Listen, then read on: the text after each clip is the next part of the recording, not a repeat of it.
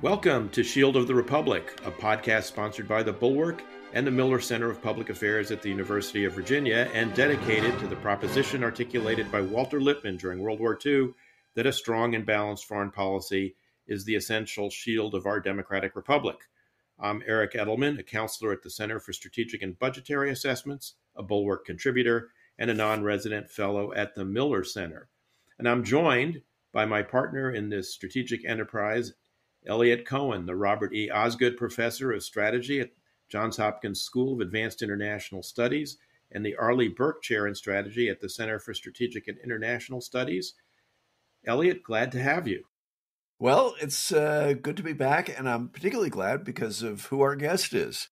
He's Michael Vickers, who has just published an incredible, truly incredible memoir called By All Means Available, which talks about his quite extraordinary career as a special forces soldier and a CIA operative.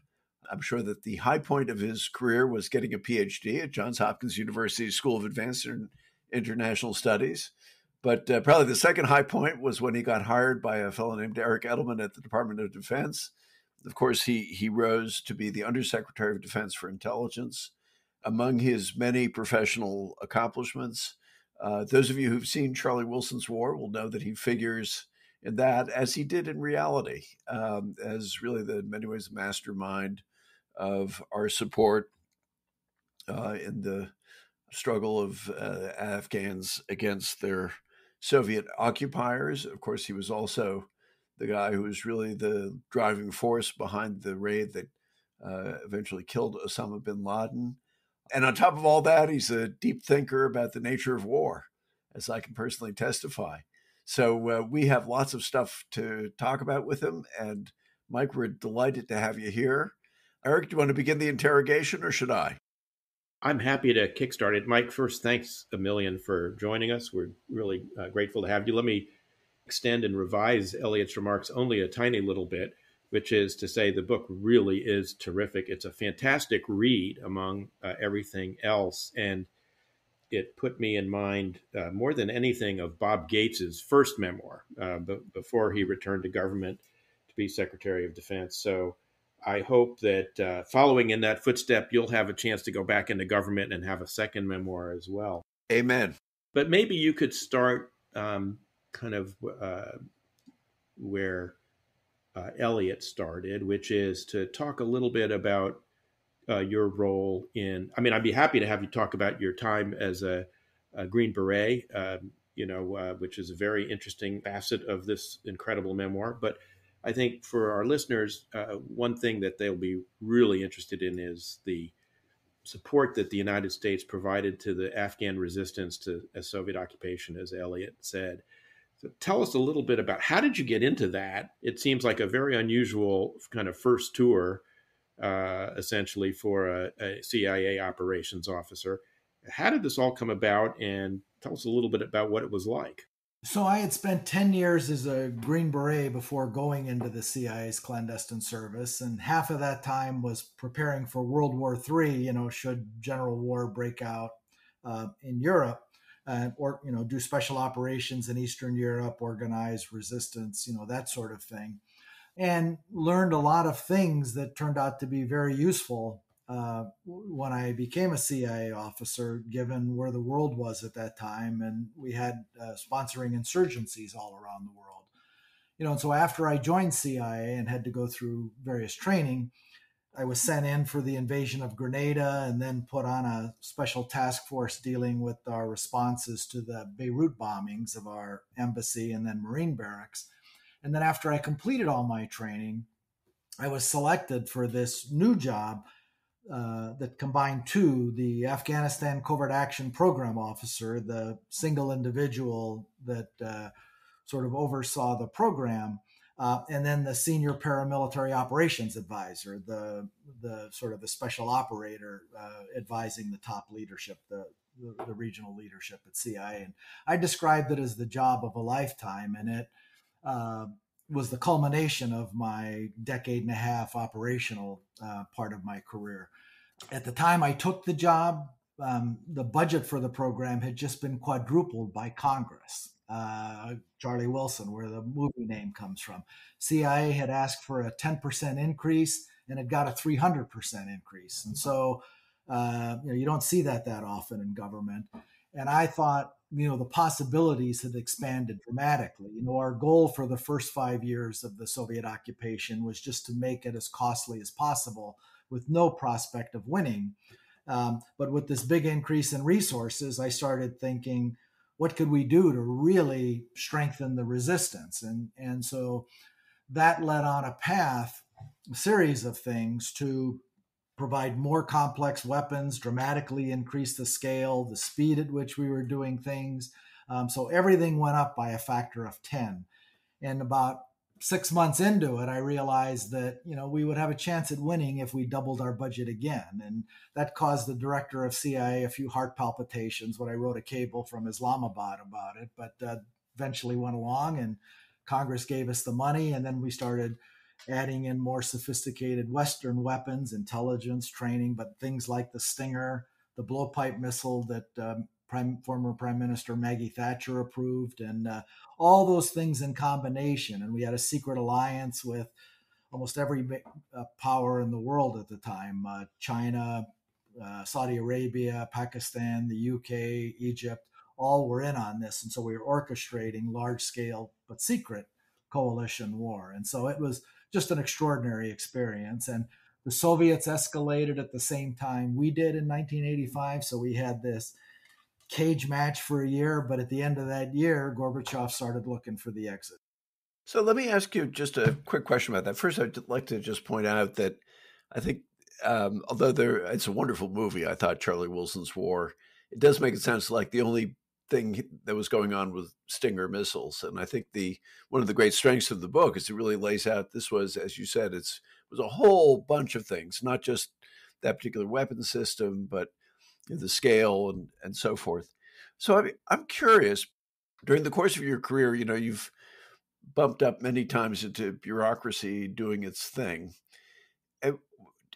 How do you assess what held us back from doing those sorts of things until you came along with the kinds of resources that Charlie Wilson and others sent your way? That is to say, was there simply a failure of imagination? Was it something else? And does that have any implications for where we are today? Yeah, so I think it does. So one, as you correctly point out, the Stinger was introduced into conflict, the Afghan conflict, in September 86, and Gorbachev had already made the decision months before to start leaving. So Stinger played an important role. It was very effective. It helped ensure that the Soviets didn't change their mind, but they were on their way out even before that because of all the other things we were doing.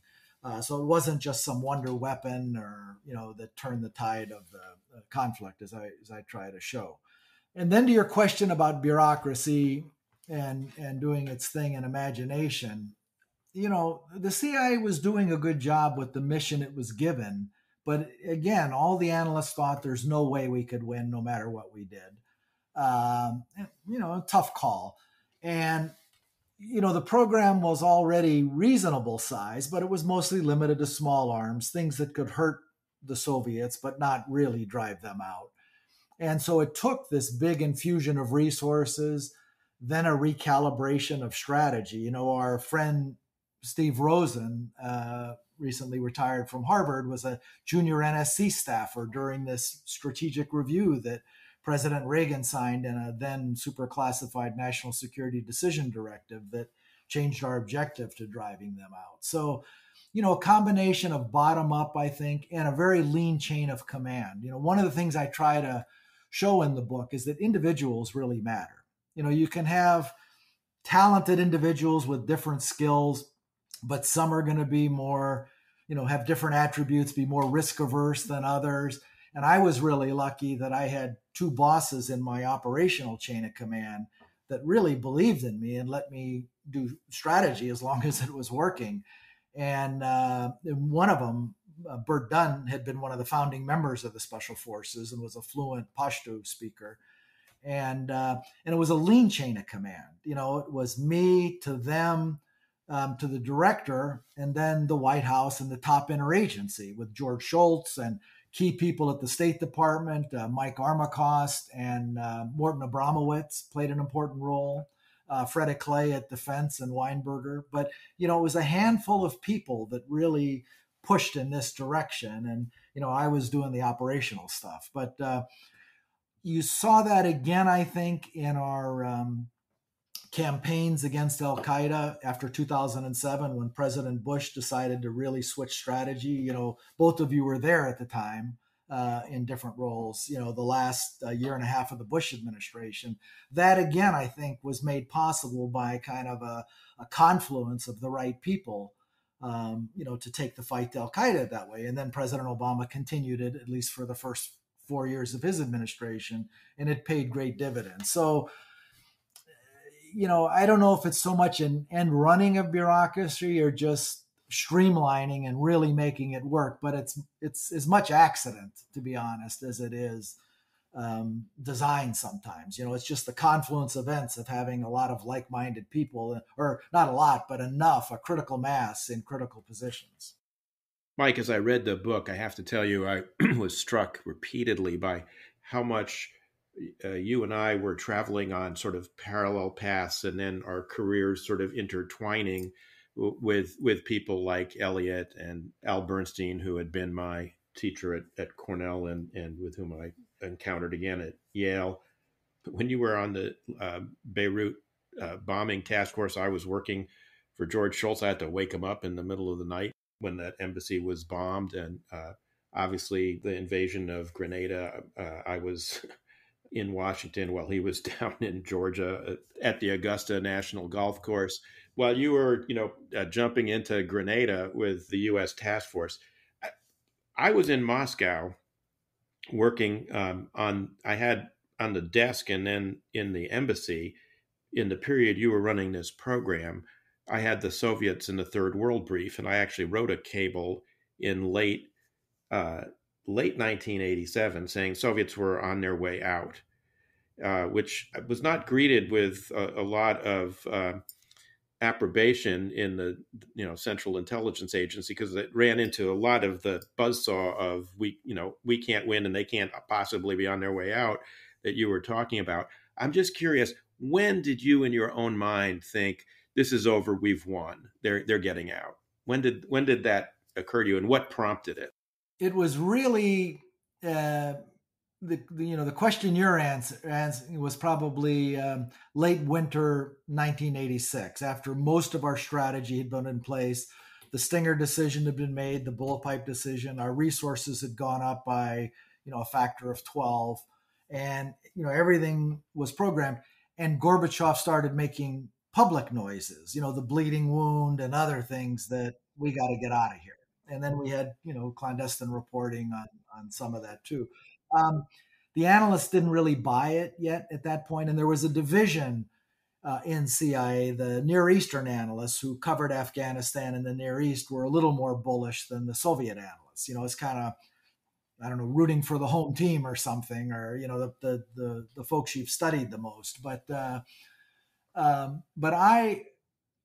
my first thing was, we've got quadruple the resources. We really ought to look at our strategy, and maybe we can do a lot more. I didn't really think we could win at that point, or really have this conviction. I just thought we ought to try.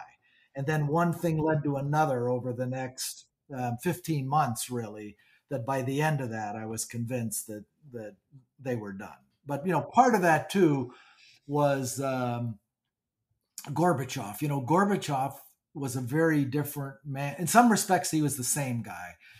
But when he came in, he tried to win the war. He did a big surge. He gave his generals, it's kind of like Obama with the Afghanistan surge. He gave them 18 months, do your best, win this thing.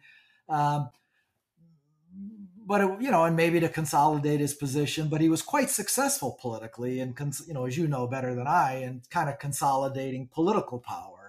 And, and more, he saw this as an impediment to what he really wanted to do, which was transform the Soviet Union. That became dominant. And So that plus the fact that I thought we were just, everything was going up. The cost to the Soviets was going up so high that, they would find a way to disengage. So can let me ask a question about the two big critiques that have been made of the Afghan war that we waged, not of you, because you were doing your job. But I think there are two critiques out there, and Eric, you may wish to modify these. But one is, well, actually, it was the Pakistanis gaming us all along. They really were controlling where our resources went to, and they went to bad people. We just ended up, being people providing the resources, but we're in some ways chumps for the much more cunning ISI, sort of Pakistani intelligence service. The other, which is even deeper, and I think it's kind of hinted at in Charlie Wilson's War, I suppose, and that's, all we did is we created the conditions for the emergence of Al-Qaeda in Afghanistan for, radical Islamists who we had been arming against the Soviets, and it all blew back in our faces on 9/11. I'm just curious how you react to those two arguments. Sure. So, Pakistan was the frontline state with the most to risk, so China and Saudi and Egypt were our principal arms suppliers, not the only ones. Saudis provided, half the funding. The Brits and others, helped in a lot of ways. But Pakistan was really the frontline state that made the program possible. And there was always this fear that you would have a Soviet invasion of Pakistan. Now, Soviets did a lot of cross-border stuff. They really didn't have the resources to fully invade Pakistan. Most of their force was oriented toward NATO, then China, then Iran, and Afghanistan and Pakistan was a very distant fourth, which limited their ability to surge and everything else. But we essentially ceded control to the Pakistanis because of their territory and their vulnerability for the first 5 years of the program. And one of the critical things that I felt we had to do to make this escalation of ours possible was to bring that strategic control back to CIA for a while. And part of CIA's tradition too is the field chief of station is really the commander who runs things. And for these 2 critical years, all the decisions were made in Washington. They really weren't made in the field. And the job of our chief of station was to really convince the Pakistanis to go along with it, which was often bare knuckles fight. And but we did succeed in doing that. And our interests were more aligned with the Pakistanis then. Zia had this famous quote about he'll determine the temperature at which the pot boils, but the pot boiled hotter and hotter, and he went along with it, including Stinger. And so we essentially got our way between 84 and 86, and then just continued to execute the last couple of years. So I don't think it was a case of wily ones. Now, to your question about which groups they favored, they did, there were 4 fundamentalist groups, more Islamist groups, and 3 somewhat more secular traditionalist groups. And the fundamentalists were the best fighters, but they differed a lot. And their favorite was the worst of the bunch, led by Gulbuddin Hekmatyar, who we all knew in later life. And then one group that was pretty good at the time that had the Haqqanis in it, Yunus Khalis group, they went over to the dark side after the Taliban took over. So Massoud's group and PSYOPs ended up on the other side of that with the Afghan government. And so it was mixed. We had our own independent channels to these groups so we could balance out to some degree what was going where and the support we provided. And so the challenge for us, as I point out in the book, periodically the Pakistanis would convince commanders to do some dumb things like to try to take and hold ground where Soviet air power could hurt them, just bad operational decisions, not wily political stuff or ulterior motives, just bad operations. And so we had those kinds of fights. But it was really when we disengaged, beginning in 1990 with the Pressler Amendment that we had to cut off aid to Pakistan. After the Soviets withdrew, that things started really going downhill. And then, it takes the communist Afghan government actually outlasts the Soviets. And when the Soviets cut aid off, well, the Soviet Union goes away, they cut aid off, then the government falls, Mujahideen take over, but you've got civil war. And then we're long gone. We're out of the region completely, long since. And the Pakistanis back to Taliban in 94 to 96. Taliban take over most of Afghanistan. Al-Qaeda comes in, to the second part of your question. But there's not a straight line between the defeat of the Soviets and 9/11. It's not inevitable. In other words, one, you've got 12 years, but two, there's a series of U.S. decisions of disengagement. Might have been tough to stay given the circumstances and the law on Pakistan's nuclear program. But things we did in counterterrorism after 9/11, I certainly wish we had done before 9/11. One of the cardinal principles is don't give these bastards any sanctuary. And we did that for several years. And one of the things we saw after 9/11 is every time they went to a new place, if we gave them 18 months, the threat to the homeland would go up, and we'd adjust our policy and take it away. And so I think both critiques are, certainly the one about 9/11 is inevitable is wrongheaded. It depended a lot on U.S. decisions.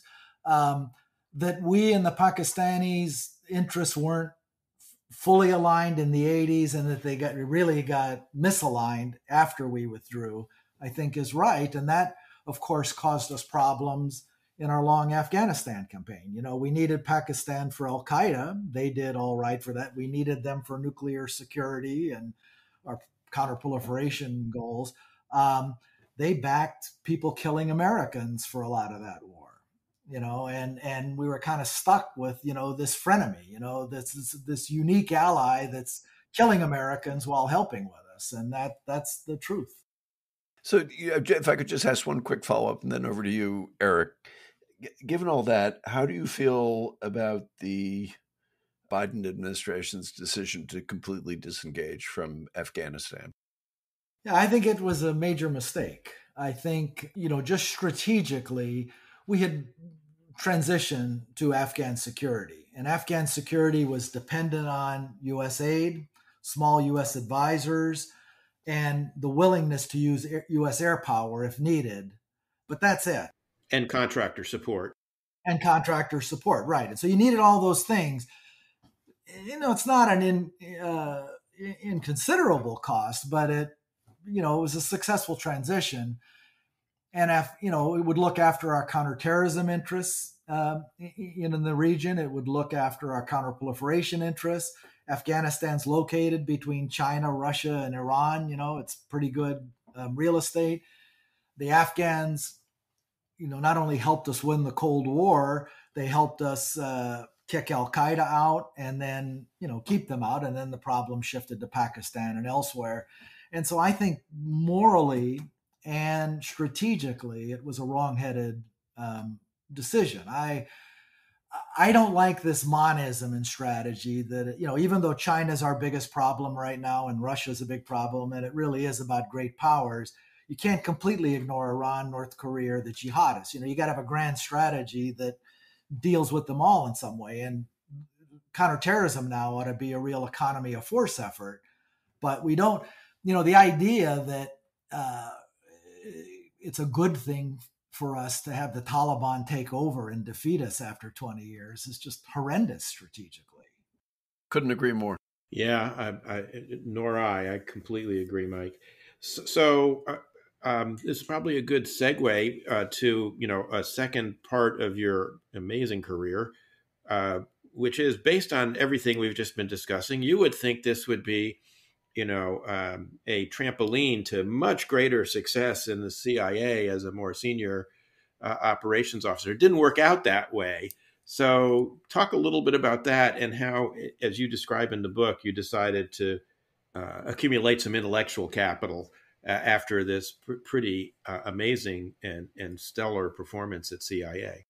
Yeah, so I had a phenomenal run, and I I like to say I got many, many more years of experience in a short period of time because I worked across the agency and with all the seniors and had, responsibility for a big chunk of the Directorate of Operations resources.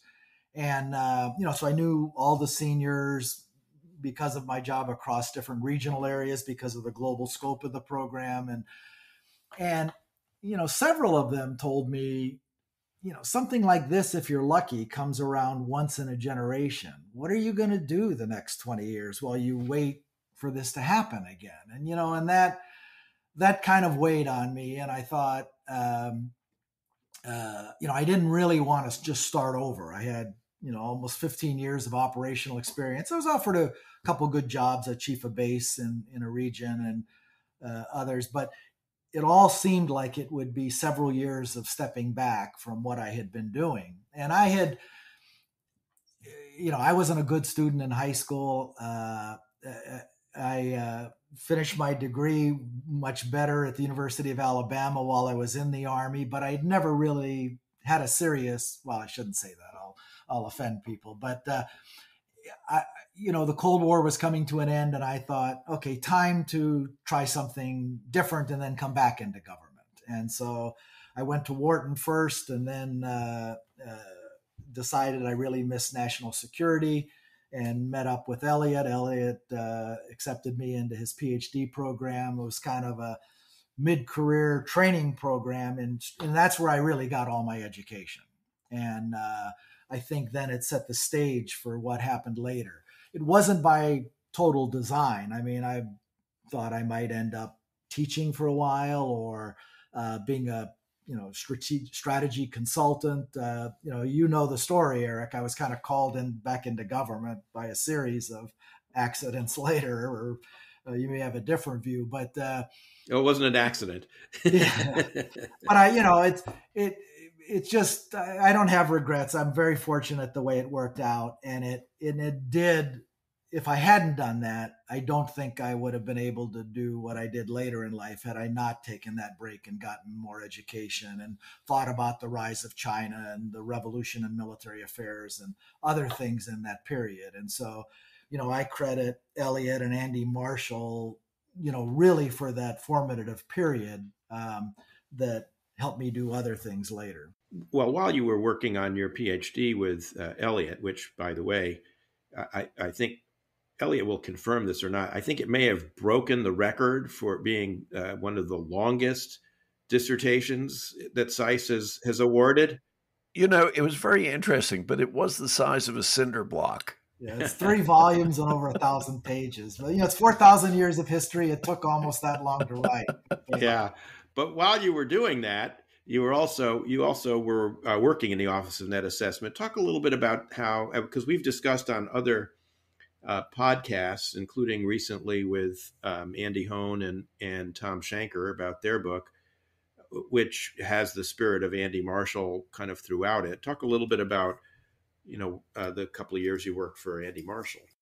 Yeah, so it was 93 to 95. I had finished my coursework and was, doing my PhD exams and starting on the dissertation. I had a couple of years of coursework before that with Eliot and others, and including Al Bernstein that you mentioned earlier, which was fantastic.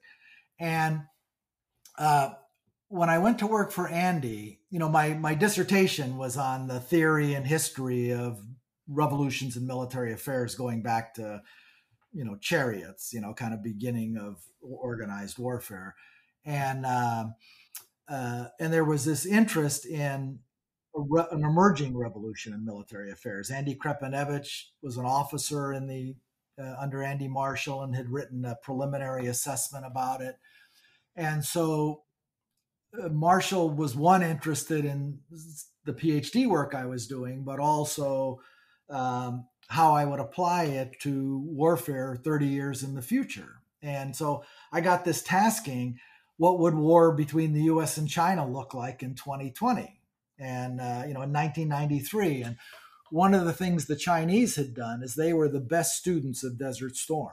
One of their big conclusions a lot of foreign militaries had looked at Desert Storm and said, what do we do to prevent this happening to us?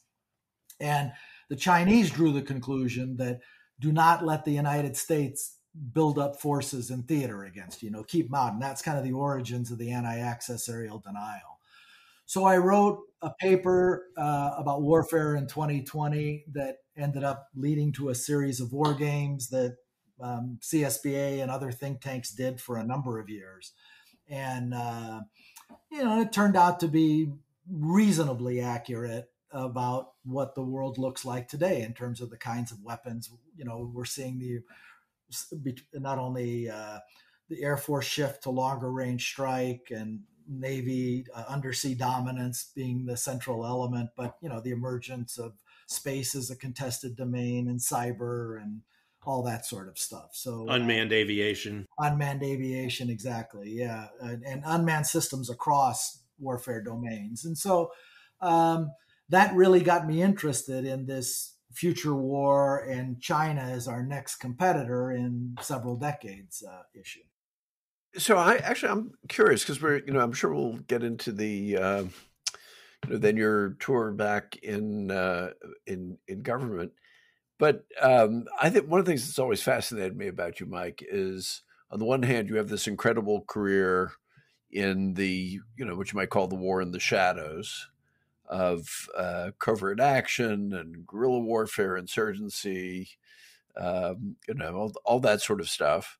And yet you've also had a very, very keen interest in high intensity warfare, as represented by that outstanding dissertation of yours. And I wonder, particularly now when we're seeing a very large conventional war in Ukraine. And as you said, there's, people are talking seriously about what conflict with China might look like. That would be another kind of big conventional war. How do you think those two forms of warfare are going to interact in the future? And I mean in the near future, like the next 10, 20 years. As you said, the Cold War was fought indirectly through covert action and proxy war, and mix of conventional and unconventional. And I had done the unconventional side in the Cold War, and then circumstances after 9/11 brought counterterrorism to the center of our strategy with the war with Al Qaeda and its allies. And I had a background in that. And then what was new, the drone campaigns and things, I adapted to that quite quickly. That was natural. The kind of the future, my segue into high intensity conventional war, other than being, in the Army for 10 years, even though the Special Forces and being a student of those kinds of things, really came about from thinking about future war and the Andy Marshall problem, how it would change. And so that, and the dissertation, as you said, looking at previous periods of significant change, in high intensity warfare. And that took, a decade to develop enough expertise in things like space or cyber or undersea warfare and long range strike. But I did that essentially from the 90s until shortly after 9/11. Then when I started, bringing back in the irregular war, I hardly thought about anything irregular for 10 years. And, so I developed some expertise. And then, how it relates to today, the Ukraine war has a lot in common with Afghanistan against the Soviets. It's conventional war, it's higher intensity, it's a lot more artillery and mobile armor and other stuff. But some of the strategic problems are similar. You just don't have to go through all the covert stuff. And, as you say, it's more high intensity. And then a war with China has a number of dimensions to it. If there is a direct conflict, not only might it require emphasis on, some new things, space and cyber, but changes in the way we project air power or naval power, et cetera. But you still have this nuclear overhang of, escalation risk that we had in the Cold War. And And so one, it may deter that kind of conflict, but if it occurs, there will really be that escalation issue to manage. And it may limit war, but it also may turn out to be more protracted than we think, in a sense that, when great powers go to war, it's a clash of systems and stuff. And so things like the industrial base matters, and how many munitions you can produce, and all sorts of things. And so there's a lot of additional factors that would go into that we need to be prepared for. And then I started wrestling with some of that when Eric brought me back into government and expanded the SOLIC portfolio from just irregular warfare to the department's operational capabilities, so nuclear weapons on down. And so again, it gave me, with the defense planning guidance and lots of other things, to try to shape the future of the military. So Eric, how did you find Mike, and why did you decide to pick him out and push him forward? Mike tells the story in his book, and it's accurate. I mean, Mike had had a couple of meetings with President Bush to talk, along with Fred Kagan, some other folks, to talk about the surge in Iraq and how we were managing all that, and made an impression on President Bush. Secretary Rumsfeld did come back from that and say, we need to find a place for Mike Vickers. What he didn't know was I had already been plotting and planning to try and bring Mike in, because we were reorganizing the policy organization. And it was a short-lived, but I think a useful experiment. I wish, frankly, it had survived. Mike might have a view on that. But you will recall that the late Art Zabrowski had an Office of Force Transformation that was meant to be looking at the future of the force and of war. He was ill, and that office was going to go away. But I thought that the function needed to be retained. And it seemed to me that it actually fit with SOLIC, in the sense that SOLIC was a unique assistant secretary position that was created essentially to be a service secretary-like proponent for special operations, because the services themselves, the big Army, Navy, Air Force, Marine Corps, never really liked special operations very much. And it was one of the recognitions of Goldwater Nichols and then Senator, I think, Nunn Warner, that there needed to be some kind of proponency for special operations. But my thought was, we need a special proponency for the future capabilities we need too. So let's put that all together. And as I had actually read Mike's monograph for CSBA on the revolution in military affairs, and I thought, this is something, knowing about his background in the anti-Soviet war in Afghanistan, I thought this is someone who knows both about irregular warfare and future capabilities. So he was an ideal fit for the job. We'd already been thinking about that before Rumsfeld told me to give him a job. And so I asked him into the Pentagon. We had a discussion, and I think Mike asked if he could check with his wife before he said yes, but it didn't take long for him to accept. And it was really a great hire, and I was really very glad to have him, particularly as he discussed earlier when we started to intensify the anti-Al-Qaeda campaign in northwest Pakistan. And the only thing I'd add to that is, I had two meetings with President Bush on Iraq strategy, one in the Oval Office, and then a few weeks later with his war cabinet, including Eric at Camp David. And then after the Camp David meeting, Eric said, "Can you come into the Pentagon? I want to talk to you about Camp David, follow up." I said, "Sure." I come in and then he said, "Yeah, you want to talk to me about Camp David?" And he goes, No, I don't need to talk to you about that. And he pulled out this monograph and said, "This is what I want to talk to you about. And would you be interested in this job?" And before that, I'd been approached for a few things that just dealt with irregular warfare. And I thought, I don't want to come back into government for just that. And then Eric made an offer I couldn't refuse. And, the interesting thing is the 2006 QDR, Quadrennial Defense Review, that we implemented over several years, really focused not just on making the department better at irregular warfare for the surge and other things, the conventional ground forces, but also expanding special operations forces dramatically. But it started a new bomber program and expanded the submarine fleet. And so, we did a number of things to try to address this world we were in, but also the world we saw coming. Biopreparedness was another thing. Yeah, biopreparedness, exactly. Yeah. So that's what made it a great job. What was it like going through the Bush-Obama transition? Because that's, this may be a little bit wonky, but that's a really interesting kind of thing, because they're two presidents excruciatingly different in many respects. Of course, you had the same ultimate boss in the person of Bob Gates. I'm just really curious how you navigated that. And of course, you ended up with a very important role, particularly when it came to finally getting Osama bin Laden.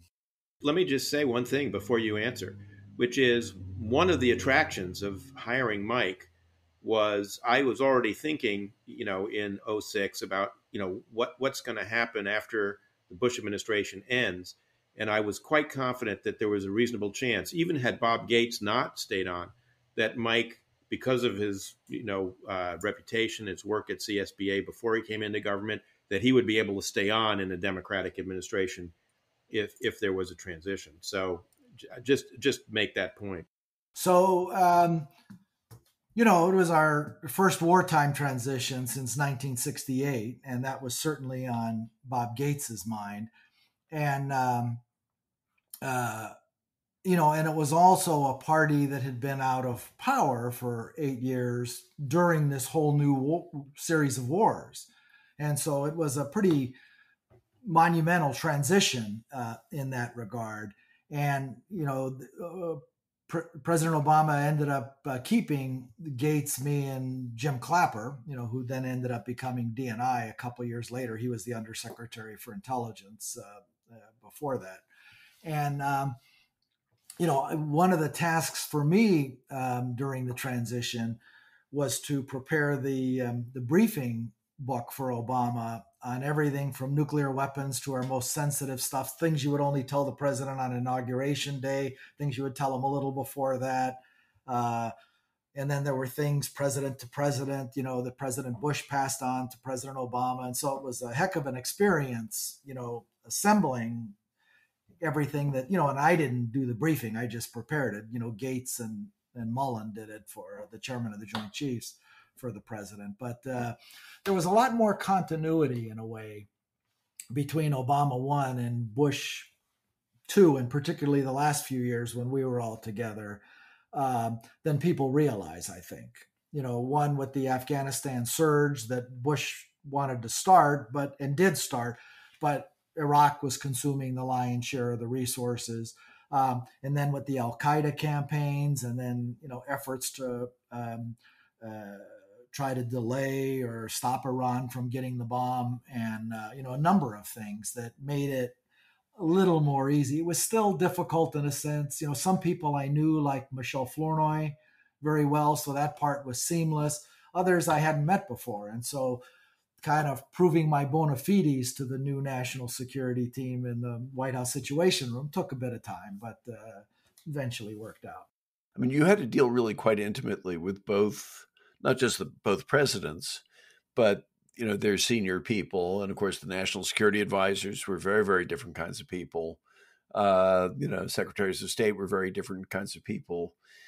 It's really a unique vantage point that you have. Very few other people have. I guess Doug Lute did as the deputy national security advisor. I just wonder how you'd reflect on sort of style, culture, all that, and how does it actually affect the conduct of foreign policy? I think what was unusual about President Bush's last couple of years was he made some really big decisions that presidents normally don't make as they're winding down, and particularly against Al-Qaeda the last 6 months. That was extraordinary. It really changed our counterterrorism campaign.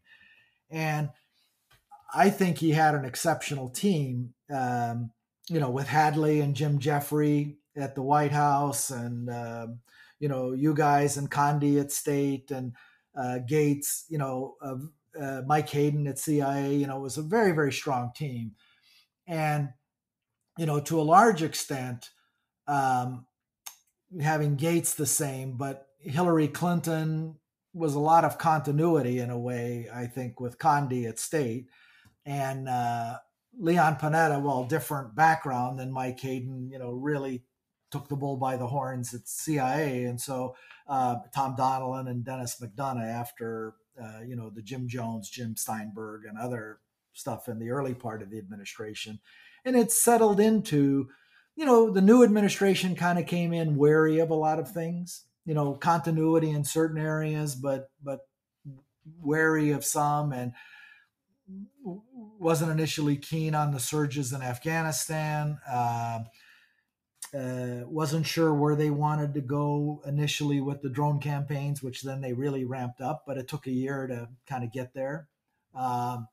And so it took a year, I think, for that to gel. They were very deliberate about reviewing all the covert action programs and strategies that first year.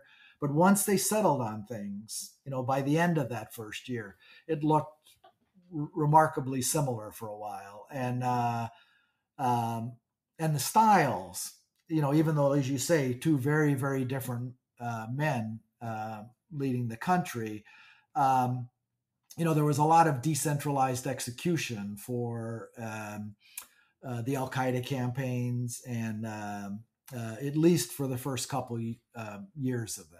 And so it seemed, which again was quite different during the second Obama term, because Al Qaeda had been beaten pretty badly. Iraq was still sort of quiet. ISIS hadn't risen quite yet. It was this interregnum, and it just looked and felt very different. There was a lot more White House control of things from 2013 to 2015, et cetera. So that's how I describe it. Really, it really is interesting. Actually, Eric, of course, you've seen multiple administrations come and go. That sometimes the biggest differences are between a first and second term than between the second term and somebody else's first term. Actually, the roughest transition, and I went through every one between 1981 and 2009, was between the Reagan administration and the first Bush 41 term. That was the most difficult and I would say in some ways contentious transition that I witnessed. Mike, I do want to have you talk about the intensification of the Al Qaeda campaign and the Bin Laden raid, but I don't think we can let you go without clarifying one thing. So you were the Undersecretary of Defense for Intelligence when Lieutenant General Mike Flynn was the director of DIA. And when Flynn was fired, he has recounted that it was essentially because the Obama administration was sort of soft on Al Qaeda. Would you clarify for our listeners how it looked from your vantage point as someone who had nominal oversight responsibility for not nominal oversight responsibility for DIA as Undersecretary of Defense for Intelligence? Yeah, so that's not true at all. The White House was hardly aware of Mike Flynn, until he retired. And, at the time, ISIS was, had a sanctuary in Syria and was causing trouble in Iraq, but they hadn't invaded Iraq yet. And Al Qaeda had been beaten down pretty badly. And, none of us wanted to take our eye off the ball with them. We now had the Syrian civil war and a few other things. But the big challenge, it was really all management and command climate at DIA. And so Jim Clapper, the DNI, and I had shared responsibility for oversight of DIA, and with me acting on behalf of the Secretary of Defense.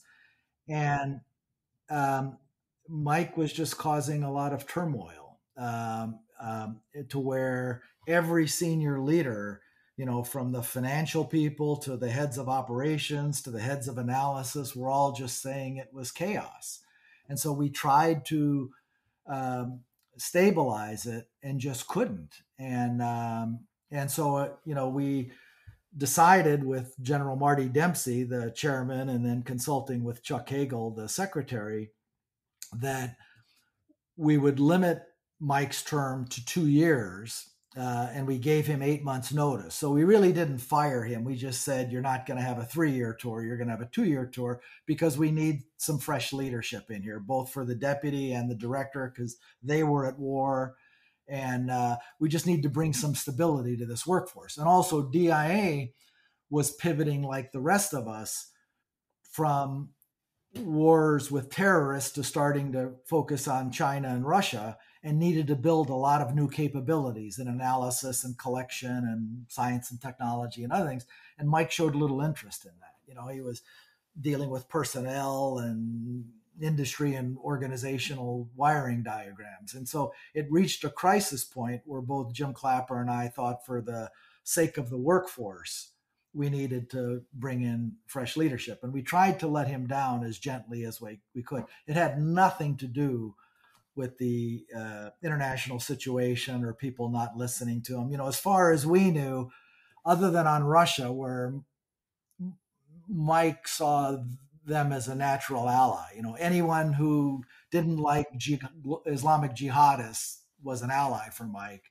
Jim Clapper and I didn't share that view. Our views were reasonably compatible on the need to stay on top of the jihad, what was left of the jihadists. So, it was all about his management at DIA. It's a terrible thing. I think we're unfortunately getting very, very close to the end. I'm just going to say it's not only a fantastic read. I think it's really going to be a very interesting window into this period of time and some of the key events there that people are going to be looking at for a long time. Sometimes people write memoirs and it's like dropping a pebble in a pond. There's a ripple or two and it goes away. I think this will really be more consequential. Among other things, I have no idea how you managed to get as much stuff declassified as you did. And it's, of course, on top of that, the record of an incredible career. So I'm going to ask one little picky question as my final question. So when you were in Special Forces, as I understand it, one of your jobs was to prepare to emplace nuclear weapons in odd places. Can you say something about that? Sure. So, during the Cold War, beginning in the 1950s, we expanded nuclear weapons capabilities to almost every weapon system, to artillery, to, short-range airplanes, as well as our strategic forces, all across the tactical forces. And then in the early 1970s, developed a capability for our small group of special operators, Green Berets and Navy SEALs, that could emplace a small device at a strategic point to slow down an enemy's advance or but beyond the reach of conventional weapons. And so I was selected when I was 23 years old for this program to learn how to use the device and all the restrictions that go with nuclear weapons, and then to be able to deliver it if necessary into Eastern Europe by parachute or some other means. So I learned to do that with it strapped behind my legs for free fall or in front of my legs for a static line jump, and then all the other things that go with it. And it seemed like an exciting idea when I was 23 years old. I don't know so much anymore, but the weapon was retired before the Cold War ended, but toward the end of the Cold War, and I don't think we're going back to those days. Yeah, so the basic idea is you light a fuse and then run like hell, huh? Well, you actually had to stay and maintain custody of the thing. Oh, gee. And so you had to dig a position to make sure someone didn't walk out, after you got the national command instructions to arm it and stuff. And it had a timer to where you could get away to a safe position. And years later, when I was an assistant secretary, a bunch of Sandia physicists came in and they knew about my background with this thing. And they said, we never got that timer to work properly. So yeah, there you go. We are running low on time, but I don't think we can let our guest escape without at least a cursory recounting of the bin Laden raid and your role in it, Mike, and then we will for sure let you go. Sure. So, it was a great hunt, one of the great intelligence operations to find bin Laden after Tora Bora, and it took us 9 years. And we finally tracked him through the Courier in late August 2010. And for several months, it was really closely held. There were only 4 of us in the Department of Defense who knew about it. It was Bob Gates, the chairman and vice chairman, and me. And then the sort of the Christmas holidays and the beginning of the year, the president asked us to start generating options at CIA. So I participated in that with CIA, ranging from B-2 airstrikes to drones to various kinds of raids, doing it with the Pakistanis or unilaterally.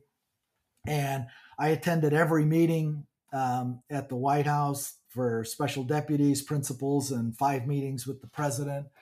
And, I think played a role in convincing people in the end that we could do this raid, and that was the right course of action, one that we should do it. And I remember President Obama's first meeting, with his team. He said, haven't decided if we're going to do this yet, but I'm looking at the options, looking at the intelligence. If we do it, we're going to do it sooner rather than later, and we're going to do it unilaterally. And I thought, holy crap, we got a good chance of doing this.